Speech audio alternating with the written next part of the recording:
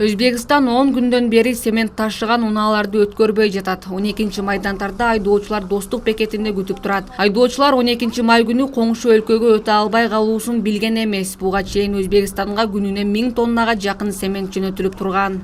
Бул жерден түшүрүп коюшту мүмкүнчүлүгү жок. Кирип кетиштин мүмкүнчүлүгү жок. Бул чек аранын маселеси деп чечсек, onu завод чечет дейт. Заводко барсак, завод Кыргызстан менен Өзбекстандын өзүнүн алакасы болот, ошодон токтотулуп турат деди. Азыр бул жерде биз кирип Өзбекстанга, Кыргызстандын эмеси ачык. Таможня ачык. Киргизем дейт. Кирип Өзбекстан границасына барсак, ал жерден кайтарып жүрдү. 20 шопурду кайтарып кайтып чыгып, мына стоянкада турабыз.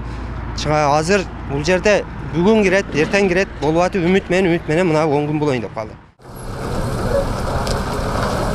Өзбекстан тарап сементтен башка өндүрүштөрдү чек арадан өткөрүүдө, сементти гана киргизбей жатат. Буга чейин Достук бекетинен 20га жакын унаа семент менен Кыргыз чек арасынан өтүп, Өзбекстандан кайра артка кайткан. 10 күндөн бери чек арада жаткан айдоочулар тийиштүү кызмат өкүлдөрүнөн маселени карап берүүсүн талап кылууда. Эгер коңшу өлкө менен кызматташуу келишими бүткөн болсо, башка жумушка өтүү зарылдыгын айтып жатышат. Бул семент неге токтоп калды? Ошону билиш максат болот bizde. Же каттап эле коюшкула, бул семент токтоду, договор бүттү деп койсо, биз дагы ошонун негизинде токтомокпуз, башка ишке чыгып кетет элек. Бул аракет кылып буга чейин сементтен башка ишке. Болбосо болот десе, мына күнү болот деп тошунусун айтып койгон биз эл чоңдордон суранабыз, таможнядан, бийликтен, ушу таможнянын эмесинен, мындайча айтканда, өкмөт башчыларынан суранабыз.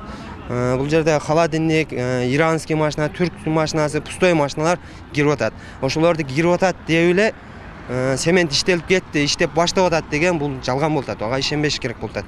Бул пустой машинага, түрктүкүнө, ирандыкына уруксат бар. Сементке эле уруксат жок. Токтоп калды, машиналар токтоп калды. Стоянкасы дагы көбөйүп кетти. Стоянка төлөйсүн берди.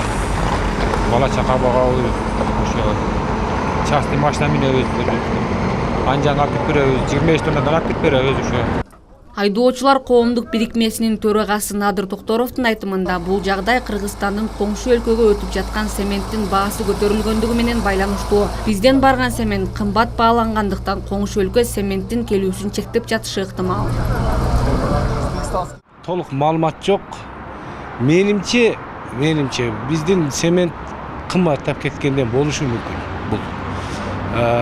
Бул ар ай сайын баа көтөрүлүп атты. Биз толук маалыматыбыз бар.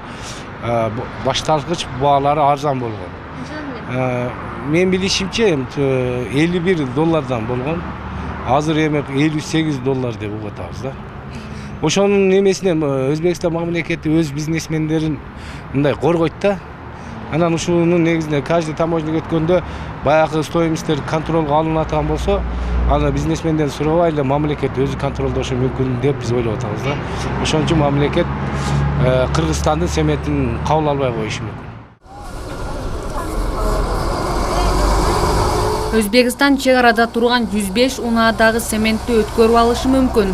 Анткени семент өзбек тарапка сатылган документтери бар. Ал эми мындан кийин Араван жана Кызыл Кыя сементтерин коңшу өлкө алары же албашы белгисиз дейт жеке ишкерлер. Чек арадан унааларды өткөрбөй жаткандыгы боюнча Ташкент расмий түшүндүрмө берген эмес. Ал эми бүгүн түштөн кийин 10 күндөн бери токтоп турган унаалар өтө баштагандыгын айдоочулар коомдук бирикмеси кабарлады.